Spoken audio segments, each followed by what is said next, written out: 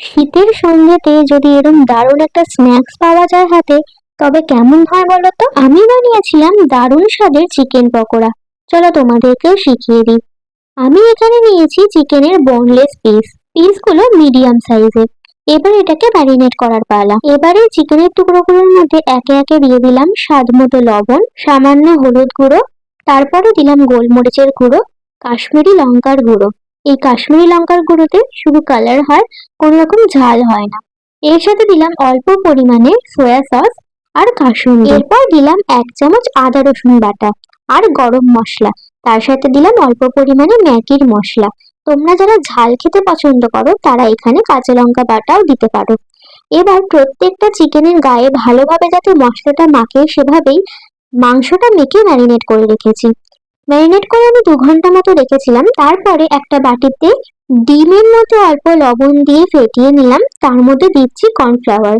এটা আমি কোটিং এর জন্য ইউজ করছি। আর পাশে একটা থালায় রেখেছি প্যানকো। এবার ম্যারিনেট করা চিকেন গুলো একে একে কোটিং করতে হবে। প্রথমে ডিম আর কর্নফ্লাওয়ারের গোলার মধ্যে ডিপ করলাম, তারপর সেখান থেকে তুলে প্যানকোতে কোট করছি। একটু চেপে চেপে কোট করতে হবে।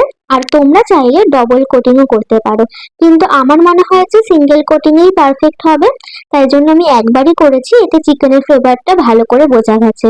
এটা খুব ধৈর্যের কাজ, অনেকক্ষণ ধরে করতে হবে। এদিকে আমি তেল গরম করতে বসিয়ে দিয়েছিলাম। কড়াইতে সাদা তেল গরম করে মিডিয়াম হিটে এক এক করে চিকেনের পিসগুলো আমি দিয়ে দিলাম। গ্যাসের ফ্লেম কিন্তু একদমই বাড়ানো যাবে না, তাহলে বাইরেটা পুড়ে যাবে আর ভেতরে চিকেনটা কাঁচা থেকে যাবে। তাই ফ্লেম মিডিয়ামে রেখে এপিট ওপিট করে গোল্ডেন ব্রাউন করে চিকেনগুলো ফ্রাই করে নিচ্ছি আমি।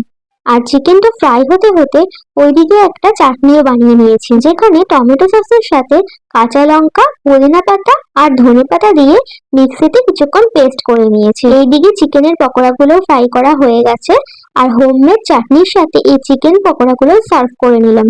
পকোড়াগুলো দেখে আশা করি বুঝতেই পারছো, বাইরে থেকে যেমন ক্রিস্পি হয়েছে, ভেতরের চিকেনটা কিন্তু ততটাই সফট হয়েছে।